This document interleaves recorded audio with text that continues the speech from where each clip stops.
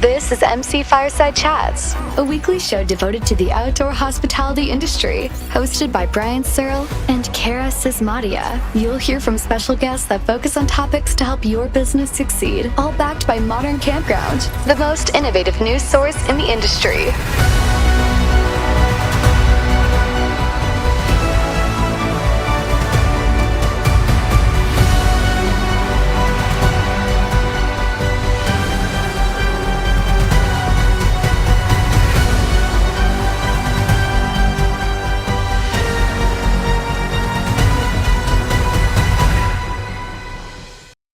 Welcome, everybody, to another episode of MC Fireside Chats. My name is Brian Searl with Insider Perks, here as always with Cara Csizmadia from the Canadian Camping and RV Council. We've got two guests with us today. I'm going to let them introduce themselves in a second, Mr. Doug Parker and Mr. Ryan Crots. And we've got Joe Duemig joining us shortly as well. He's actually giving a pitch to a Chamber of Commerce right now for his super cool app, so we hope he's successful and he can tell us good news when he comes on here. But we're really excited to welcome Joe here in a second. So this is our regular kind of campground owner-focused show. And so we normally would have a couple more guests on the show with us today. They just had some other commitments, and so we'll hopefully rotate some more of those people back in as we continue these weeks and months ahead. But super excited to be able to talk about a couple different things here. So Mr. Ryan Crots, you want to introduce yourself first? I know we've had you on the show before, but it's been some time, right? A couple months or longer? Yeah, you bet. It's been my life got a little crazy for a while. It still is a little bit, but I work for Sun Outdoors, which is the new brand name for Sun Communities.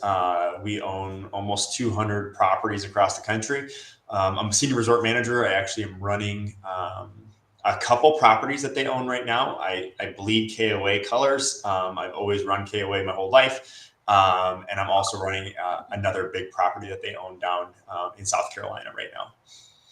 Awesome. Well, welcome, Ryan. Super excited to get your perspective. And then Doug Parker is brand new. None of you guys know Doug Parker, but we're going to get you to know him. Like, we're going to introduce him to you. So Doug's been one of my friends for, 12 years now, Doug? Something like that. We were talking about August 2010, yeah. And so Doug runs this really big cruise site called cruiseradio.net, which I know it has nothing to do with outdoor hospitality, except when you're on deck, technically you're outdoors. So in a way it does. Cool. But beyond that, Doug bought an RV during the pandemic, started going around and camping and things like that, and then found a love for outdoor hospitality, started a new site called Current Camper that he's working on. And so, Doug, do you want to kind of introduce yourself and tell us a little bit about maybe that journey that led you to RVing? Yeah, for sure. So like Brian was saying, we met at a travel show in Orlando, Florida back in August of 2010. And I was just starting Cruise Radio, have a radio background. And so it's a podcast. It was on a radio station, then now it's strictly a podcast. But I just started Cruise Radio. I was growing it until 2020 comes along, March of 2020, and the cruise industry shut down, grinded everything to a halt. And I thought I was done after, having 10, 11 years into doing this. And then turns out people wanted to know what was happening next. So the cruise news saved me. Every move the cruise lines did, people were hanging on by every thread, and I became an outlet and I guess a sense of an authority for the cruise industry. And I just grew it from there. And then I couldn't cruise, so I was beached for like 16 months. So I bought a camper. I just went down to not Camping World, but it's something like that here, a local place in Jacksonville. Had $14,000 cash. Said, what will it buy me? I got a 20-foot flight liner or something like that. I forgot what it's called. And I've been traveling the country. I've done 6 trips out west since June of 2020. And as our friend Ryan said, I'm a KOA guy too. You bleed yellow. I do too. Well, we want to introduce you to a few more things. No offense to Ryan, but there's some amazing properties out there, Doug. You went to Las Vegas RV Resort in Nevada, right? You told me that. That's not a KOA. Yeah, that's not a KOA. In fact, we were right next door to a KOA. The reason why we picked the RV resort is because this one was adults only, so 18 plus had to stay there. So, some campgrounds, their kids are chasing each other, running through your campsites and all that stuff. And there was none. It was also weird too, because it was a big, 5-acre plot of concrete with where normally a campground is all dirt. This is all concrete right in the middle of the desert. So that was kind of a cool experience too. Wow. Yeah, I know the owners of, or the management company at least, for Las Vegas RV Resort. They're really good guys and take care of the property. So, yeah, super exciting to go there. So tell us, like, obviously this is a campground owner focused show in general, right? But specifically today, we're focused on campground owners and what they're thinking about. And obviously Ryan's going to give us a ton of perspective into that. But just to continue on your story a little bit, what's on your mind as an RVer slash camper who's planning your trips for 2022? What at this time of the year are you looking at? How are you researching? How do you pick where you go? I know it's a really broad question, but Yeah. Yeah, I mean, I start with Google and just do like, for instance, we're planning a trip to Escalante, Utah at the end of next month, and we're just campgrounds near Escalante, and then this whole list comes up, and then we'll all put it in our group chat and kind of pick. Oh, well, this one has good Wi-Fi reviews. One of our friends is in med school and doing like online classes, so she has to do work at nighttime. So kind of like the Wi-Fi thing. I know when you go outdoors, you're supposed to disconnect and everything, but we do what we have to make things happen. So yeah, just the amenities too. Like, and also like for me personally, it's like if the bathrooms are clean. I have a full bath and shower in my unit, but my buddies, they have a wet bath, so they like using regular, the facilities there and all that. So that's how we're picking it. But we're also looking to see like as far as how far the campgrounds are away. Like this Escalante campground we're staying at, it's a non-KOA property, but it's like I think 10 miles from one of the entrances to I think it's Grand Staircase. So like we're doing that, and then like this August we've been planning this one for a year. We're going out to Glacier National up in Montana. Same type of research, just kind of seeing what's out there. Should we stay on the east side, the west side? What hiking trails are closest? Kind of like the same thing we did with like Yellystone last year. so that's interesting. Like you plan, and I know it's obviously different for everybody based on what you're traveling, if you're bringing kids, how long you're staying, and things like that. But it's interesting to see that kind of research lead time. And maybe Ryan, you can shed some light on this with some of the data you've seen. And I know we've talked about this on past shows, but what makes you plan? Is there a reason that you start planning so far in advance? Is there a lot of research that goes into your trip, Doug? Is it just because you're newer and don't have as much on the road experience, or? Yeah, I mean, I'm very, very green here. Like when I first got my camper, I went to a couple of places close to me, like a campsite in St. Mary's, Georgia, the KOA down in Titusville, just to kind of kick the tires and make sure I can actually do this before going 2,500 miles out west. But yeah, the lead time is probably just because of my own experience, right? Like I saw in 2020 when I was taking my camper out that these campgrounds were locked up. Like I was lucky to get into the KOA in Memphis just because they had a cancellation last minute. Otherwise I'd be sleeping, which I don't care.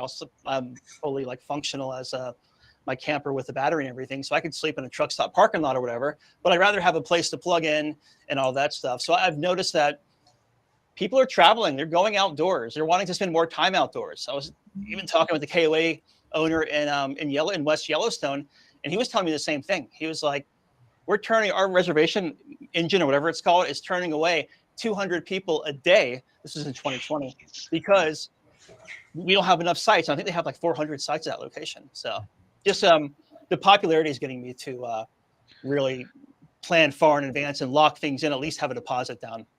Are you going to Glacier KOA? I think it's like, I don't know if it's East Glacier or West Glacier. I can't remember right now. It all kind of goes together. But you're gonna love it. That place, that's probably the most beautiful KOA in the system. I mean, and there's so many beautiful KOAs, but that was on the directory for like 3 years in a row. It's the views of that property are out of this world, and Mike Atkinson is part of it. So it's really, that's a very, very cool property. Yeah. And Brian, to answer some of that question, like. So Carolina Pines, this property that, we're a little over 1,000 sites. Our optimization of the reservation system is on and active. And we've already gone through, I think, 13 price increases because of occupancy. Everybody is and we're February, like it's early still. It's because we are everyone is a camper now. Everyone went out and did the same thing. I've got this much money. How do I go camping? Like, this is awesome. And to go to this, kind of changing this conversation around, the whole point of me being down here and kind of covering this property was I was coming down to shoot some videos for the new guests. So, as a new guest checks in, like what Doug is saying is spot on. Like you pick your properties based on amenities, location. Is the bathrooms clean? And Wi-Fi is the biggest.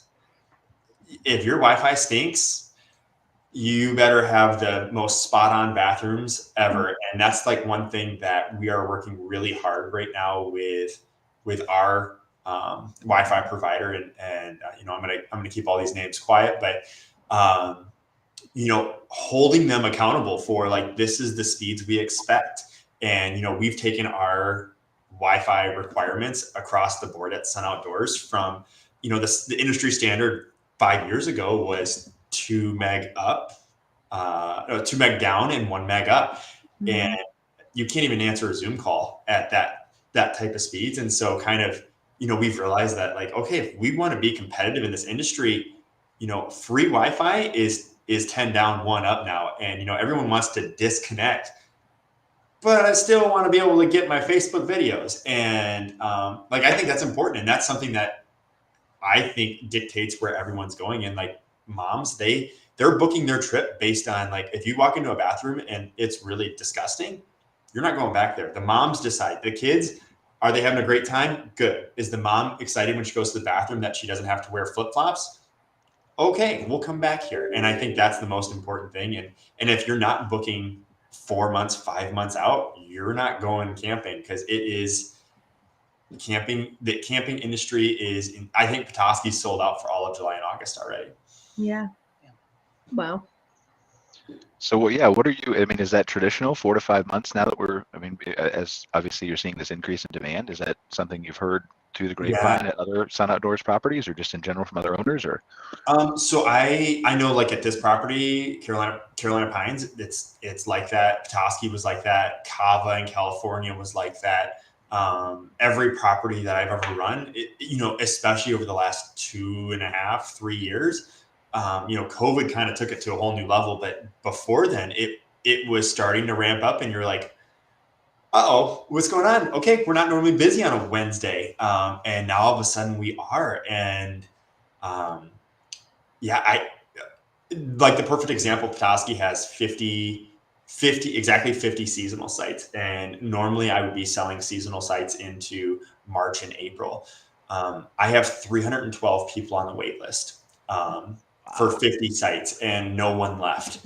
And they realize if they leave, they're not coming back. Like you can't come back in a seasonal property, and it's just unheard of. You just don't, that doesn't happen. And it's across the board. I think this is a great time to own campgrounds. And I think that's why Sun is developing properties as fast as we can, because there's not enough spaces out there. And, just drive past your local storage facility and see how many RVs are parked there ready to go somewhere. So, yeah. Are you seeing the same kind of trends in Canada, Cara? Yeah, I was just going to say, I think our biggest hurdle right now certainly is site inventory. We do have a few kind of smaller issues impacting this stuff too. We're seeing, aging infrastructure in some of our public park spaces. And so that stuff needs to be addressed to help keep that site inventory desirable. And at this point, when they are opening reservation systems for the year up here, the sites are crashing. Like there's obviously huge appetite. It's tough to get a public campsite space up here at all in the operating season. So I think that creates a unique dynamic for our private campgrounds. And overall, we have a huge site inventory issue for sure. It's in my opinion, up here in Canada, it's our biggest hurdle to overcome, because we really are seeing disenchantment from consumers who just can't find a space, just can't find a place to go camp. So then they end up, they're boondocking, or they're on crown lands, they're camping in that way, which is great too. We need them to stay camping so that they keep camping. But we have some things to address here with the way that the demand kind of exploded in 2020 with COVID, and nobody really, I think, anticipated that. It needs to be addressed for sure. It was an issue before COVID, and it's certainly magnified it. So how does this change your behavior, Doug, from a camper perspective, right? Now we've talked about briefly your lead time, that you do things in advance and struggling to get in places like Memphis, but does it change your behavior when you're on the road as far as maybe how often you're stopping or where you go, or do you avoid popular places that you know for sure are going to be sold out? So I probably do things just, I mean, I use the Road Tripper app. And so I just kind of put in where I'm starting and my destination. And I just kind of find things within a 8-ish hour drive each day, sometimes a little further. If I'm going to like a really mountainous terrain or expecting snow or whatever, I won't book something solid. I'll kind of just wing it, because I don't want to lose out if I don't make it to Denver or wherever, Grand Junction, because of a snowstorm. But yeah, I mean, I don't know, the lead time is always going to be important for me, just because like Cara was saying, the availability is just not there. I mean, and it was even heck trying to get 2 sites next to each other this year for, we barely got it in Jellystone last year. And then this year for Escalante and KOA up in Montana, where, it's like, the early bird gets the worm, right? So you're trying to book early so you can get preference, I guess. Or a site at all. Yeah, true. That too. I feel like, and now every week we just have to start this with disclaimer. Nothing that I say on the show you should ever listen to or should be considered or construed as advice, or anything that you should ever just mute me, is basically what I'm saying. But I feel like there's an opportunity here for like bookies to scalp RV sites, and maybe some bribes to go into the table to park owners. Like, you could make a lot of money, like sliding the site to the side, a couple $100 bucks. Saw that issue here in Canada, specific to public sites, public park spaces. There was a huge issue with it last year. They're looking at legislation and specifically stating you cannot transfer this reservation to anybody else, because people were doing that. They were grabbing up as many sites as they could from the online reservation system and then reselling them. So absolutely, you're not the first crazy person to think of this. Yeah, and to be clear, I'm not advocating it, and you shouldn't do it. And again, hopefully I'm on mute. But it really, like, honestly brings up I think that's going to be another challenge, in all seriousness, for campground owners as we move forward. How do I deal with this? And I mean, if you look at what Ryan was saying, right, that they've increased prices dynamically 13 plus times down there at Carolina Pines already. And I'm sure like a lot of other properties are following the same math if you're using dynamic pricing. If you're not using dynamic pricing, I feel like I want to cry for you right now because the money is throwing away. But the ability of those tools to continue to enhance your revenue in an automated way, like, the sky's the limit here. It also speaks to, what you were talking about with the 200 guests being turned away on a daily basis. I think that really speaks to the importance of using online reservation software. I really think if campgrounds are not doing that yet, there's a huge, potential that they're not capturing there. I mean, it's clear that the consumer, that's how they want to book and how they want to search and plan their trips. And so you need to, in my opinion, it's another added service. I know a lot of campgrounds kind of say, well, we prefer to have our guests call and all those things. Like, you might have guests call, but you're going to have more guests book online. And that's going to change the dynamic. And essentially, like I said, it's an additional level of customer service. It's not necessarily about you and your business operations anymore. It's about how the customer wants their experience to go. Right. Yeah. Well, we're spending so much money on developing websites, because it used to be, you're right, 5 years ago, the only way people would ever book a site is, I got to call a campground. I got to know. And, now online you can select your site, and yeah, it is an additional fee. And, I think when it first rolled out with the selector site feature, it was like, so you're going to pay more to pick what site I want? Like, how dare you? But it's like one of those, like, you don't understand from the campground owner side, like, we want to fit in as many people as we can. And if you select a specific site, we like, okay, yeah, Doug wants 2 sites together. Like, okay, if we can move people around and get them 2 sites, like, oh yeah, why wouldn't we? Like, let's help him out. And that's why we have the select a site feature. But now I would say 80% of our reservations are all done online, because you can pull up the map, you know exactly where the pool's at. You don't have to like, oh, what's your best site? Because like they all have site links. You can actually see, you can pull up photos of every site and like, okay, this is what it's going to look like when I arrive there. And like, I don't need people. Like, most people don't even like talking to us. Like, it's great. Like, they love the website, and it's hard to mess up on a website. So yeah, well, it has huge implications for staffing costs, first of all, but then it also really shifts the guest's perspective, like I said, about, you know, what their experience is going to be once they get there, because all the information and data is set out for them. They have this really great first impression that that your property really understands what they're seeking, what they're looking for, what they want. They, you know, we could serve up great FAQ pages and all of the policies and all of those things right to them before they ever even book. And so that, I mean, I look back to my days as a campground owner, and there was times where it would take 5 or 6 back and forth phone calls with one guest to get a confirmed reservation. You know, they call and the phone's busy, so they leave a message. So you call them back and then they're not there, so you leave a message. And then, you know what I mean? Like this insane inefficiency to get one reservation in the door is completely wiped off the map now. And I mean, they can book at 1 a.m. when they're on their computer if they want, and they don't have to wait for the office to open. And there's so many little idiosyncrasies with the way that used to go that guests just don't want to have to deal with anymore. And I think that we obviously still have that segment of guests who wants to call and has that old school, they want that human connection stuff. And they're going to still call, like, but if 80% of your reservations are coming through your online software, I mean, the implications for efficiency are crazy to me. Well, I feel like anyone wouldn't. I want to dive into that. I'm so sorry, we're just on a lag. I didn't mean to cut you off.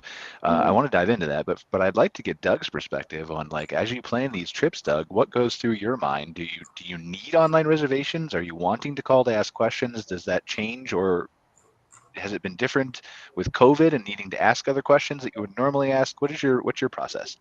I don't know if I do call though. I call the campground only to find out, like, okay, how far are you from the trailhead or the entrance to the park, or, you know, to the supermarket, you know, things that's not listed on the website, which I feel like all that stuff should be at least, you know, that, like hotels.com have, you know, your XYZ from this and this and this and this. I feel like a lot of campgrounds should have that on their sites. That's as far as the engagement though, past that. And if I don't need like a special preference, if I can't find it online or whatever, I'm like with Ryan, I just want to roll in there, go to my campsite and be cool. Like, you know, set up and camp for a week. Do I mind talking to people? No, but, and I, you know, it's good to have some interaction, but it's awesome to say, hey, I'm in spot number 13. I know where it is already because I've seen it on the PDF, and I just go right to it. And then usually one of the managers comes over to you or whatever. That's like the best way for me. Yeah, well, and I think you can really shift that experience so you can still deliver that personal connection, but now you have a reservation in the door already. So now you can call them. Hey, I just want to say thanks for booking with us. Like, give any guest information. There's ways to still deliver that personal, really connected experience to them, and eliminate all that calling back and forth and taking credit card numbers and filling out how many feet everybody's RV is. Like, it just, there's a better way to do it. Absolutely. Yeah, nothing's more exciting than screaming your credit card while driving down the expressway over a phone. And like we're in front of all the guests screaming that they want to pay for this gumball. Yeah. Like, 4-2. Is that a 2-2? And yeah, it just goes back and forth. You're like, it's so good. And like even the KOA app, like, I don't know if you've seen this or not, but they added, like, you can plan multiple trips now. So you go to the site map and like, okay, I know I want to be in West Glacier, and I'm going to book all of these at the same time, swipe my credit card once, and boom, I'm all set. And like, man, that is so convenient. Yeah. So Absolutely agree. Yeah, I think it's, I mean, we've covered this before on the show, right? It's changing a lot of behaviors, not just from the people who used to call to the online ones to the different generations wanting to only book online, but it's also changing consumer expectations so much. And like Doug's saying, put a frequently asked questions section on your website, identify what people are calling and asking repeatedly, save your staff time, and have your web developer put it there. I mean, unfortunately, we're, as we've covered many times before, right? We're in a situation where this industry kind of lags behind other industries as far as modern websites and marketing and some tools like that, and we're rapidly catching up. But that's still kind of some of the feedback that some owners need to hear of this is what Doug's doing, these are what other RVers are doing, and we need to be putting these resources on the website, whether it's Wi-Fi or 3G connectivity or the questions that Doug was asking or COVID policies or whatever it may be. And then not only that, like Ryan was saying, thumbnails of photo sites. Like I can't tell you how many clients we have that we deal with, or parks that I know, that have reservation systems without thumbnails on their sites. And so they're available there, they have online reservations, but now people are going to start to expect that pick a site. They're going to start to expect the site map that's pretty. They're going to start to expect to see thumbnails of all that stuff. And the longer that you take to adopt this in a mindset or a framework where you're at, the more that consumers are, again, there's an inventory shortage. So for now, you're okay because they're going to come to you eventually when they can't find other sites other places. But long term, it's going to be a struggle for you, I feel like, and it's going to continue to grow wider as this gap, as technology continues to be adopted. Yeah, I totally agree. I think it really motivates properties to elevate because of that competitive level. And I think, I mean, nobody wants to be the campground that everybody settled for, right? So I think, you know, there's this appetite to compete and you know, be desirable, and the parks that do that well are going to be the most successful for sure. I think from a consumer standpoint too, though, like if I'm going to, I forgot what it was like in Green Valley, Utah or something, when we stayed at when we hiked last year, the Slot Canyons, but there were two different sites there, and one of them had like drone photos of the campsite. One of them had the amenities and all that, and the other one didn't. And the other one could have blown the KOA away. I don't know. It could be totally awesome, but because there was all these photos and info and exactly how far it was from the interstate and everything on site A, I booked that. And site B could have been just as awesome, but had none of that. And I was honestly, I was too lazy to do the homework and research it, just because we're all doing so much stuff these days. Yeah, professional photo shoots is where it's at. I mean, if I could recommend the best marketing dollars spent at any property, professional photo shoots, 100% worth it. Yeah. Yeah, I totally agree. It's certainly, there's a ton to be said about setting that initial guest impression before they ever set foot on your property, so that I think it just, like I said, makes parks, forces them to be more competitive with each other and do things in a really unique, kind of forward-thinking way. Hi, Joe. Hi. I've been in the backstage listening for a little bit. Sorry, I missed the beep that you came in. I apologize. But before you start talking, did your chamber presentation go well? Because we were plugging that you were like going to be super successful.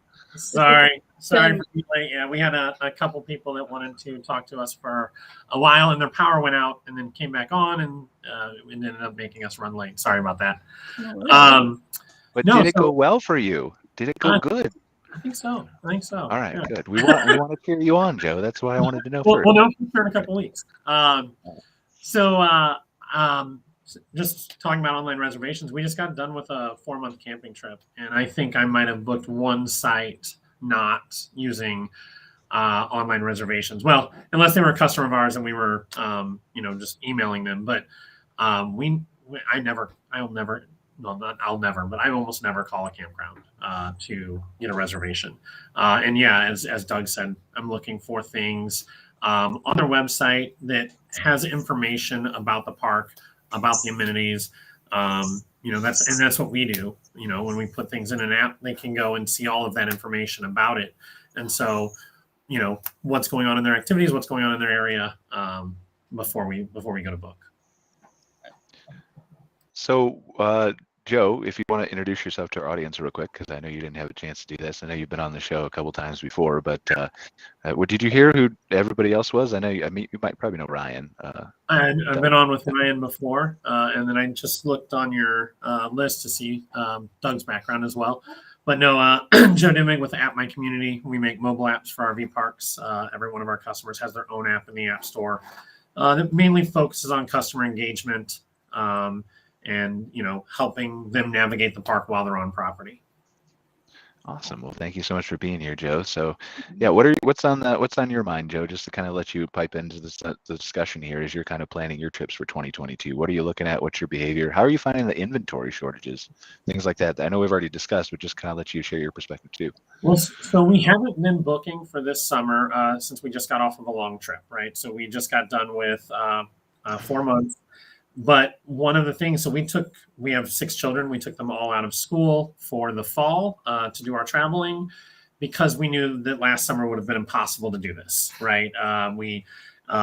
Everything when we would go and try to book for summer was too hard to actually get in for any length of time, or we're not staying at the places we want to be. And so that's actually why we did the fall, and we hit people in their shoulder seasons. And so we started up north in August, and then we went south as it got closer to Thanksgiving, and so we were still beating the snowbirds there, and then we came home right after Thanksgiving. So we managed to do it so that we only had one campground that we couldn't book at too long because they were too busy. So it worked out pretty well for us. But again, we were in the shoulder season for that reason.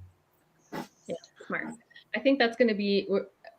That's a result of this site inventory stuff too, is people are exploring camping, in different ways. And I actually just saw an article, Brian, on Modern Campground about winter camping being up 40% since 2019. Yeah, which blows my mind. So I think people are being more creative or expressing more willingness to camp in different ways and have different experiences to avoid that. Kind of the craziest, July and August times, which is great to see. Obviously there's limitations for some campgrounds about being able to offer services specific to that. But, I think if nothing else, campground owners are pretty adaptable. So winter camping is up 40%, guys. Well, and that's what we've talked about, right? How this behavior is shifting in all factors of the industry, not just because of COVID, it was happening before, but there's this demand now. And we've talked to park owners on the show who have added Christmas events, who are getting, they were open year round before, but maybe it was only 2 or 3 cabins and a couple RV sites at the front. But that's those Christmas celebrations, those Thanksgiving things are the things that traditionally they'd be closed for, are helping them drive that occupancy to rates that they never even dreamed possible. Marvel Resort in Oklahoma is one of the ones that we had on the guest show, I think early December last year. It was talking about those kinds of things. And I've said on the show before, and maybe Ryan wants to pipe in a little bit just with his opinion on this overall. I think that as you move forward and get more of these larger groups like Sun and the hedge funds and the developers and the people who own multiple properties into the space, and even some of the, adaptable people, right? The owners who are willing to pivot and to adopt new technology, the small family on campgrounds, those kinds of places too. I think you're going to see them start to say, well, how can we stay open longer? And is that an option for me now? Do I have to bury my pipes deeper? Do I have to pivot? Do I add more glamping units? What does that look like? But I think that opportunity for revenue is staggering. Completely agree. Yeah, really untapped. Yeah, I think for the campground owner, the large fund, it makes a ton of sense. Like, yeah, why wouldn't we keep it open? The issue that we have in the operation side is staffing.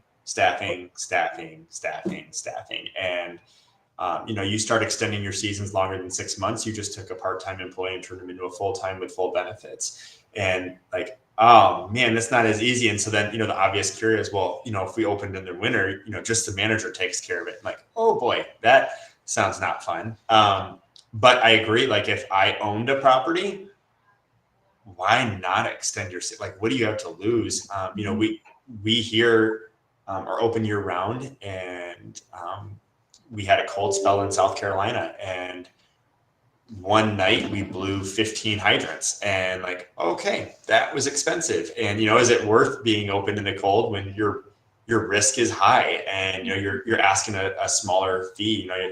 it's $40 a night instead of $140. But, you're taking the risk of like, okay, if they don't shut that water pipe off and disconnect their hose, are we willing to pay the fee to change it? And so I hope that before they decide that, they really take into account every detail of it instead of like, yes, it's positive money that we don't have ahead, because there's a lot of risk to extending seasons like that. But yeah, I think there is money there for sure. Well, and I think you have to adapt to it slowly over time, right? Like you're going to learn about those mistakes, learn about the blowouts, the things you haven't foreseen because you weren't open in the winter, and then maybe instead of $40, it's 50 or 60 or 70 next year instead of 140 or whatever it is, especially as demand continues to increase.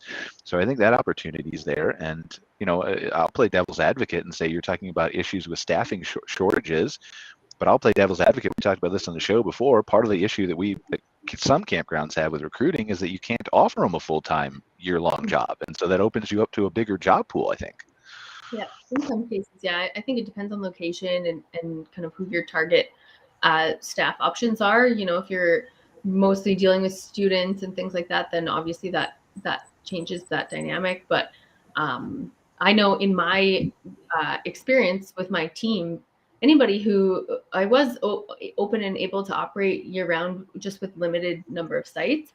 And so the couple of team members that had those full-time positions were pretty coveted. And, I had a couple of instances where somebody in that full-time position left. And so we had kind of a seniority thing. These guys were fighting over those positions. So, I do think there's appetite to find the right staff who want to do that. And again, Ryan's got a great point about, you have less capacity, so you need less bodies potentially.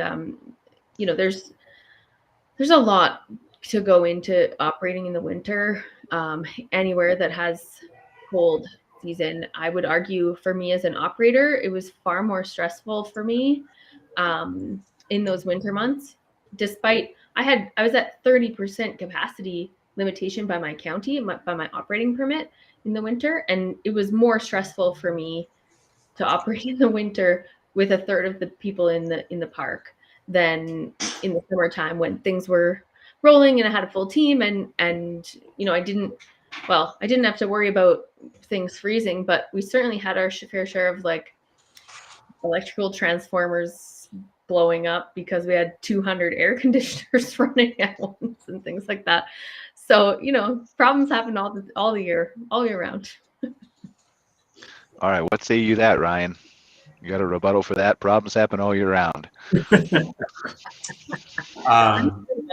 Yeah. I do, but you won't like it. It's, I would take an AC over a broken main, and that's the thing. It's $1,800 for a tractor to come in and dig up your water line. And, I think, my grandpa owned a KOA, and boy, we kept that sucker open as long as we could. And then after we closed, we did a winter wonderland where we hung Christmas lights. And so I think there is opportunity to maybe use your property in different ways, where you do like a Christmas drive-through show or something like that, that has less risk than an RV park, because, even, depending on where you're at, like, okay, you're in Canada, you get 5 feet of snow. You have to account for plowing out these sites and shoveling snow to the bathrooms. And, does it make more sense to just build a winter wonderland and have people drive through and then, do a Boy Scout, like something like that, where maybe you get out of camping for a little bit. Plus, I'm a manager, so I think of this very differently, but winter is the time where I recollect my thoughts and get my team hired for next year. And okay, I need to get this stuff ordered and redo my store, and this, the shower facility needs to be redone. And if I leave the place open, like, yes, I am getting positive income, but now I have to, I'm splitting up my task again from, I can't just focus on the bathrooms and restorations and stuff like that. I'm dealing with staff conflict still, and bathroom projects. And now this customer's upset because they were walking out of their RV and slipped on a patch of ice.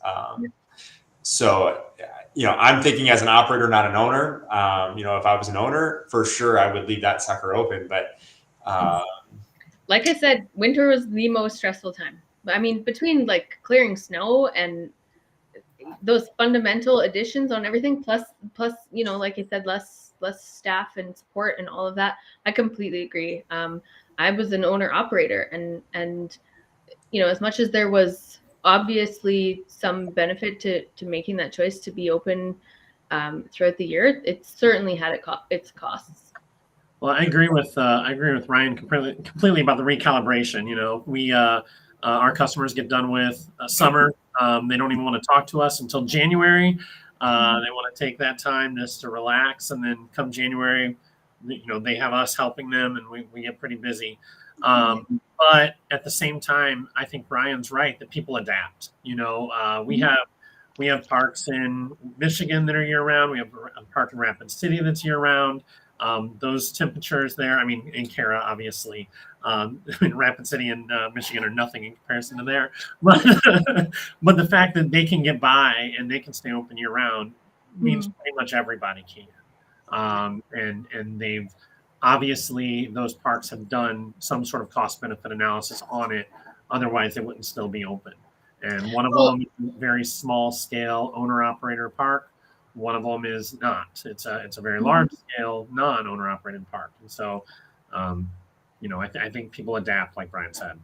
I was just gonna say to that point, Joe. Like, I really think there's so many variables that play into a decision like that it really has to come down to kind of your unique park, where you're located, what your staffing scenario is potentially like. There's so many decisions that I'd argue are higher on the priority list for making those choices than even your fundamental model, whether you're a really big park or a corporate or whatever.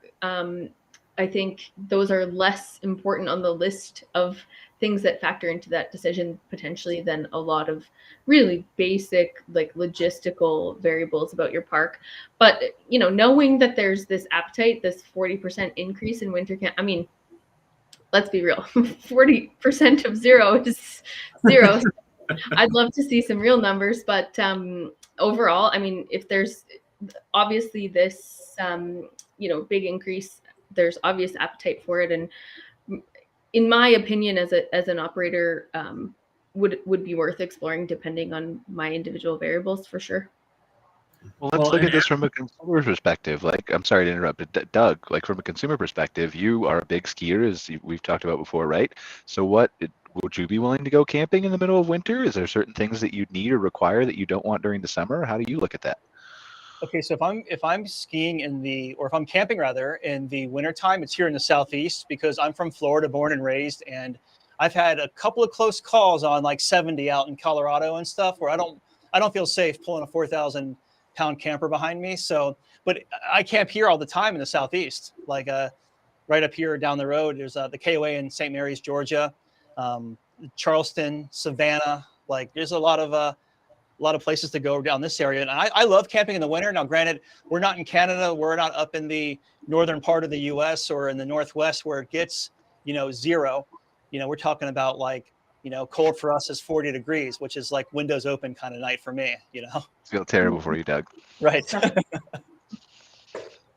But so no, I mean, I guess let me continue that question and just kind of push you a little bit, right? Because is there a reason that, and I know you don't do it now, but is there a reason that, and setting aside the comfortableness of driving the rig for a second, right? That would make you want to go camping during the winter? Let's say, like, I know my girlfriend's a big skier, right? And one of the things that we look at when we go to different resorts to let her ski is where are those hotels located? Well, what if there's a campground that's right at the foot of the lodge where you can walk out of your camper and go, right to the ski hill, and you don't have to get in your car and drive 10 or 20 miles or kilometers to it? Are there things, I guess I'm asking hypothetically, that might change your perception of that? I wonder if maybe I could help you with that. I think that's why we're putting cabins in everywhere. I think cabins is the answer to what you're trying to get to. Okay, yeah, winter camping is up 40%. A cabin can be winterized and insulated underneath, and now all of a sudden you have a ski cabin at a KOA where I don't know if you've ever RV'd in the dead of winter, but we bought one to come down here for a project, and I went through 40 gallons of propane in 2 days. These RVs are not designed to heat.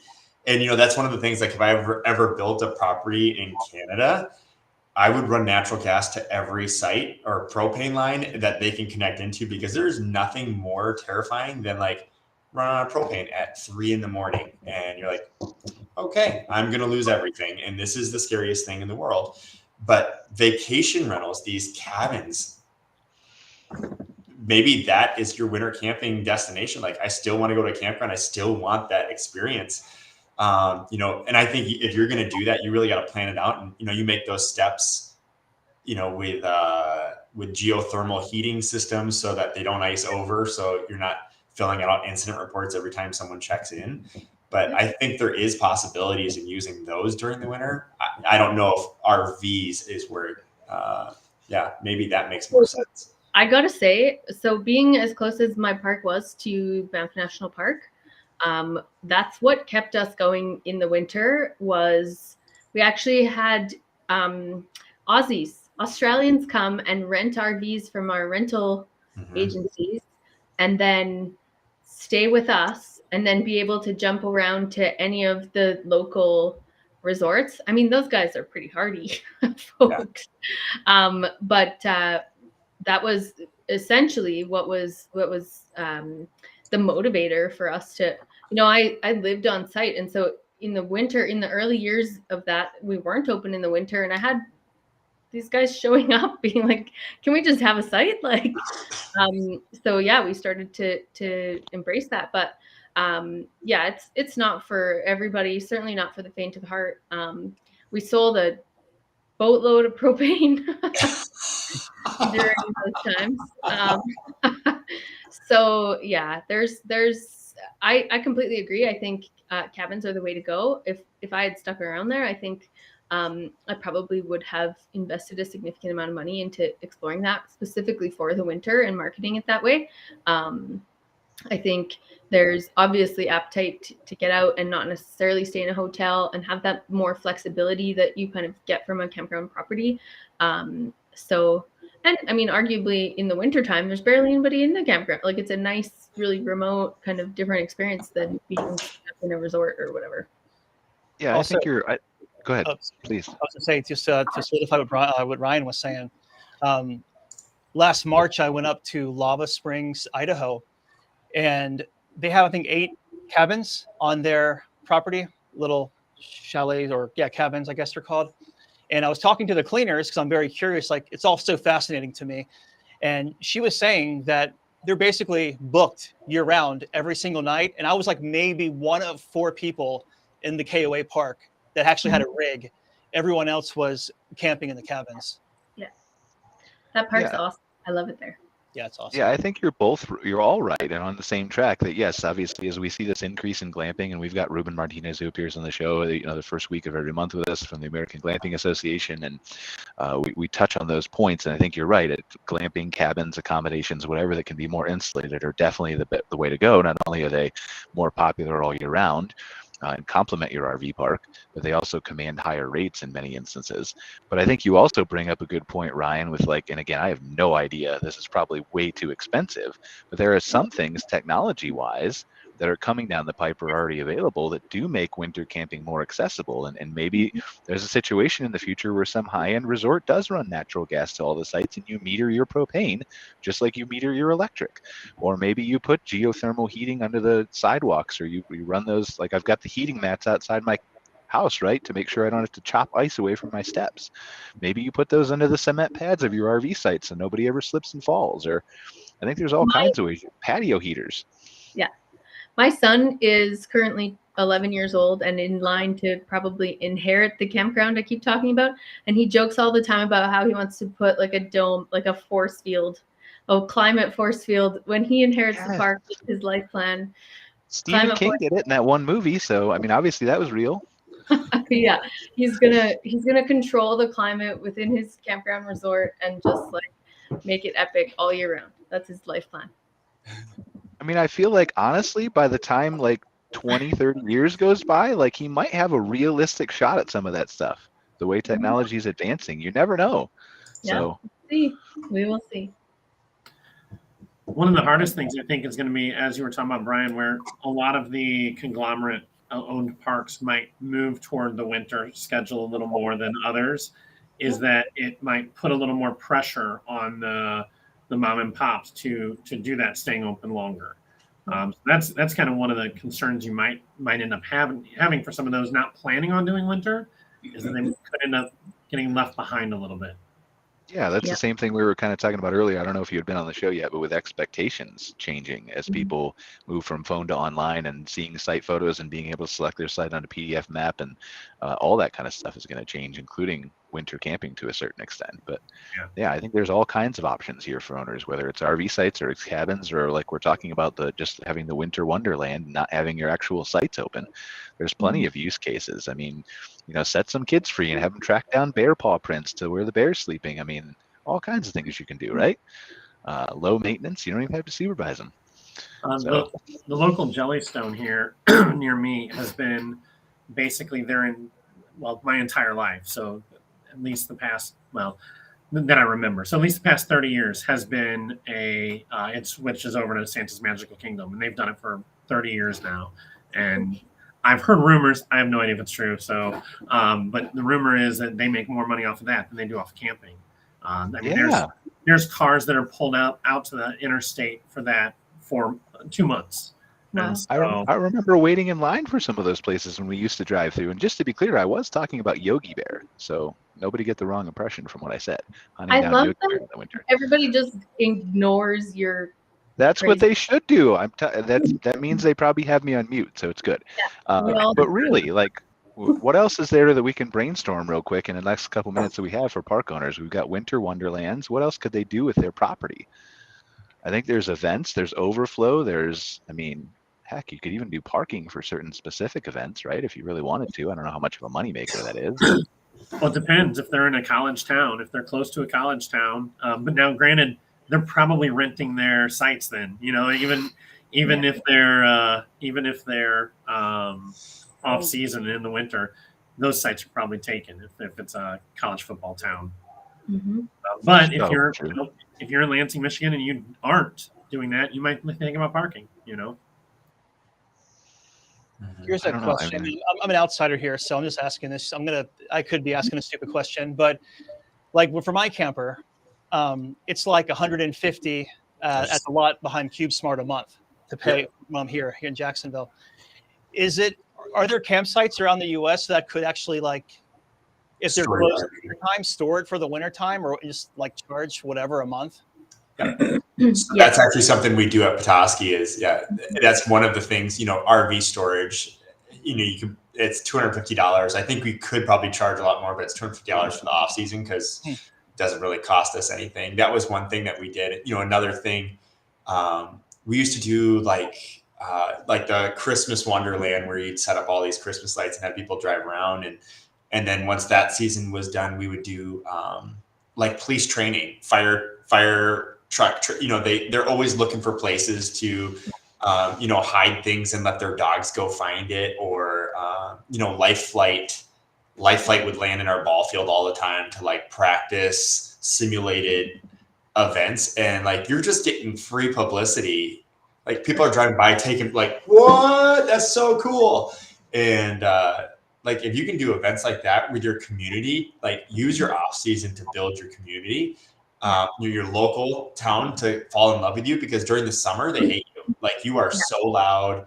The police are always there. Like use the winter to like, man, what can we do for you guys? And like the volunteer fire department, they could not wait to bring their big toys out and play. And like we had a lake, and so they would do scuba training and stuff like that. And like there's so many possibilities to do things that, it doesn't make you a fortune, but man, it makes you very popular in the community when, summer comes and you need Life Flight. Boy, they get there in a hurry because they know where to land, they know how to land. You know, it's There's very a price on that goodwill too, right? That's almost, I would argue, way higher than the money you're even making. Yep. I have a couple of campground members who host like community markets, vendor markets, and things like that in the off season or the shoulder seasons. So they're one of them is like fully charity. All the funds and stuff for the space rental goes to charity, and then I think again that's another thing that the community really embraces as you're kind of supporting all these small businesses in your community. Those are great ways to make some dollars for sure. You bring up the market. Like there was a campground. I think they canceled it last minute, but and maybe it wasn't the campground. They were just leasing their land in northern Alberta that I saw. But there's an opportunity to do like one of those German European Christmas markets at your place too, where you invite external vendors in and they set up shop and people come browse. And I mean, there's all kinds of things that you could just, if you want to, you can brainstorm and kind of toss out there and make some revenue from, I feel like. Absolutely agree. So what else we got? Anything we missing? We got about 5 minutes left here. Anything, Ryan, Joe, Doug? got all Cara? kinds of ideas. What do you need? I got I'll take any ideas. Like that's what the show is all about, right? In regard to storage, I have seen a lot of winter Florida parks package those together. Their off season's a little different than the northern parks, but they, if you do 4 months, it costs so much. But if you'll do 6 months, then you'll get free storage for the summer. For the summer, and so that kind of allowed them to make people that are only going to stay there 4 months will pay for 6, so they don't have to move the rigs back and forth. Because effectively, they'll just leave them on that site in those cases, because they're not renting that site out all summer long. That's what we used to do at my park. We would package, so they would stay for us for the 6 months in a seasonal site, and then while they're gone to Arizona or Florida or whatever for the winter, they leave their site or their RV behind and just pay for storage there. That was kind of obviously a big portion of our business because we were reduced capacity in the wintertime. So the other 70% of my sites were able to utilize for storage and bring some dollars in that way. It's great, passive income and an additional way to add that extra level of service to guests for sure. I wonder, what would be fascinating to me is to understand if the behavior of the consumers, now that there's this huge site inventory even down in the States, right? Does that change with park operators? Do they now take some of those bundles that they were used to using for storage and convert them into sites because there's such a high demand that they can sell them for a higher rate? And does that cascade down into, well, now I have no place to store my rig. Do I have to pay double, triple what even Doug's paying at CubeSmart to store my RV? And is that another opportunity for RV site owners? I think that's going to depend a lot on the type of park. Yeah, of course. Yeah. Your winter Florida parks, they're still in the summer and they're still empty. Unless you're in certain areas. Even during COVID, like it hasn't gotten any better. I'm certain that in the middle of summer, in the middle of Florida, in the middle of summer, it's empty. I mean, when we were camping a few years ago, we were primarily in Florida over summer. And I mean, we'd be in a park that has 400 sites and there were 20 people there. So it's just too hot, humid, and it's not fun to camp. Unless you're in Key West. I couldn't find a campsite in the Keys for 6 months. It was insane. If you're in Disney, if you're in Key West, if you're in Tampa, one of the major cities, but if you're in the middle of Florida where a lot of those winter Florida parks are. Yeah. Bug Central too. Yeah. It's buggy. It's hot. Our children thought that when you go to an RV park, you get your own pool. That's what they thought of that trip. Is that RV parks just have our own pool. So that's an amenity, Ryan. Take note of that. Because they've got those super luxurious $1,200 night sites in the Caribbean where you have your own pool. So might be a thing. Just saying. All right. Well, thank you guys. Will be a fortune somewhere. So yeah.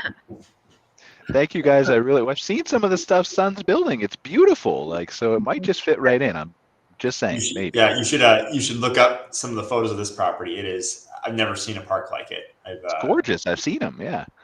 Incredible. Palm trees All everywhere. Well, thank you so much for joining us for another episode of MC Fireside Chats. We really appreciate everybody being here with us. Mr. Ryan Crots, I believe, hopefully is going to join us pending his availability once a month here, right? In the third week, hopefully, if we can secure him. We'll hope, yes. We'll see how my life goes, but yes. Yep. Well, I know. We're not committing you to anything. We're just kind of putting it out there publicly so people have expectations, and we don't want to disappoint him, Ryan. So, and then we've got Doug here. Hopefully, Doug will continue to join us for a couple weeks here if he feels comfortable on the show. But we're super excited to have his perspective just from an RVer getting new into the industry. I think it's very, very valuable. And Cara, Doug is going to come up to Glacier in the summer. We're trying to get him to cross the border and come see it. Right on. Us and go to Banff and stuff. So hopefully we can do that and maybe do a live show together. We'll see. So, Yeah. but yeah, really appreciate you guys. Thank you so much. And again, as a reminder, we're available on a podcast after this on mcfiresidechats.com, Apple, Google, all those kind of places if you want to go back and listen to us. We'll see you next week for our RV industry show. We got all kinds of good guests on there. Phil Ingracia from RVDA, Eleanor Ham from RVDA Canada, Shane Devenish from CRVA, our regular guests. And then we got Jessica who's going to join us from the Outdoor Recreation Roundtable. Who's going to be on to talk about some of the legislative initiatives that they're working on. We've got Matt from Matt's RV Reviews is going to be a new guest. And we've got Kurt Rapanchik coming back from National Park Traveler, I think. So packed show full of RV industry, national park, outdoor kind of good stuff. Other than that, we will see you next week. Take care. We really appreciate you joining us.